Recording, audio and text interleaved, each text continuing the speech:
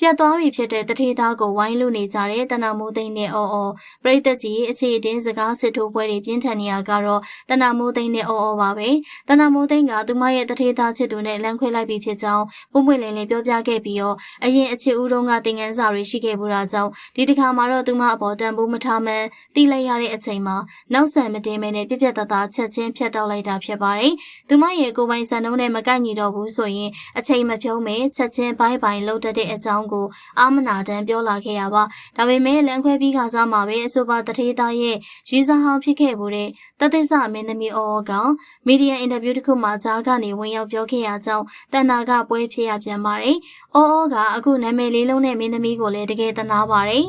သူမရဲ့ရီစာဟောင်းကပတ်စံရှိပြီးမိန်းကလေးတွေကိုတန်ဖိုးမထားဘူးဆိုပြီးတော့ပြောဆိုခဲ့ရကြောင်းတနာမိုးသိန်းကတော့လုံးဝငြိမ်မခံပဲဆိုရှယ်မှာလိုက်လွှင့်ပြီးတော့အပြတ်အသက်အခြေပါခဲ့တာပါတနာမိုးသိန်းဟာအော်ကိုခနဲ့တဲ့ပြောဆိုမှုတွေကိုဂရုမစိုက်ကြောင်းနဲ့မကျေနပ်ချက်ရှိရင်အနောက်ွယ်ကနေတနာတရားနဲ့မပြောဘဲနဲ့အရှိကိုမိုးပိုင်ခွင့်ပြဿနာကိုကျေနပ်တဲ့အထိရဲရင်အောင်ကိုတောင်းပန်လာတဲ့စဲရင်မိုးဆက်စီအောင်ကျော်ထွန်းပရိသတ်ကြီးစဲရင်မိုးရဲ့ဇက်ကပြတ်တော့မှာမလို့အခုဆိုရင်တော့ပရိသတ်တွေကလည်းစိတ်ပူနေကြပါပြီအဆိုတော့ရဲရင်အောင်ရဲ့အမေမေတော့ဆူတော့မှာပဲဆိုတဲ့သချင်းကို application ကနေ live တီးဆိုပြီးတော့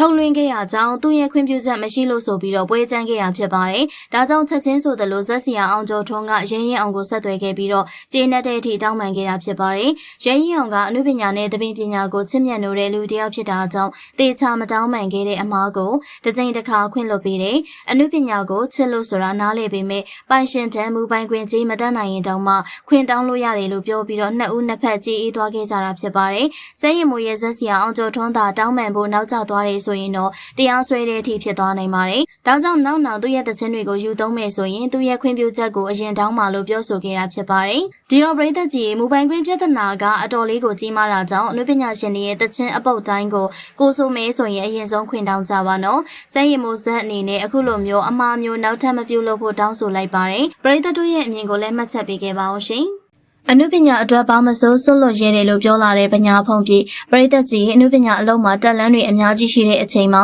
နောက်ကျောကိုဓာတ်နဲ့ထိုးခဲ့တဲ့မင်းသမီးကြောင့်ကြီးတဲ့ဝင်သွားခဲ့ရတာဖြစ်ပါတယ်။အခုပြန်လည်လွတ်လာရောပရိသတ်တွေနဲ့အနုပညာရှင်တွေကအားပေးခဲ့ကြပြီးတော့ပညာဖုံးပြေလည်းအားရင်ဖြစ်စေခဲ့ပါတယ်။အခုလေပညာဖုံးပြေကမွန်တချင်းလေးတွေတီဆိုပြီးတော့ပရိသတ်တွေနဲ့ရင်းနှီးမှုပြန်ယူပြီးပွဲတွေပါတက်လာခဲ့တာပါသူကအနုပညာကိုချစ်မြတ်နိုးယုံတင်မဟုတ်ဘူးယူသွတ်တဲ့သူဖြစ်ပါတယ်အနုပညာနဲ့ပတ်သက်ပြီးတော့ဘေးအရာကိုမစိုးစွန့်လွတ်ရဲတယ်အဲ့ဒီလောက်ထိတောင်ယူသွတ်တာကြောင့်အခုနေရာကနေရက်မနေပဲအနုပညာမှာနေရာတစ်ခုရအောင်စူးစမ်းသွားမယ်လို့ပြောပြခဲ့ရဖြစ်ပါတယ်ဒီတော့ပရိသတ်ကြီးမင်းသားပညာဖုံးပြေအနေနဲ့အရင်လိုသီးမခံတော့ပဲအခုလိုမျိုးတေချာတဲ့ဆုံးဖြတ်ချက်ချနိုင်ခဲ့တာတော်တယ်လို့ပြောရမှာပါမှတ်ချက်လေးကိုလည်းပြောပြခဲ့ပါအောင်ရှင်အမြဲတမ်းအနုပညာမှာတော်ပြီးတော့နေရာတစ်ခုကိုအမြန်ဆုံးရနိုင်ပါစေ။နောက်ပြီးတော့နောက်ကျောကထိုးမဲ့ဓာတ်နဲ့အဖြစ်တွေကိုနောက်မကြုံတွေ့ရပါစေနဲ့လို့ဆုတောင်းပေးလိုက်ပါတယ်။အကယ်ဒမီမင်းသားကျော်လေးတယောက်အမြန်ဆုံးဖြစ်ပြီးတော့ပြည်သက်အင်အားရပါစေရှင်။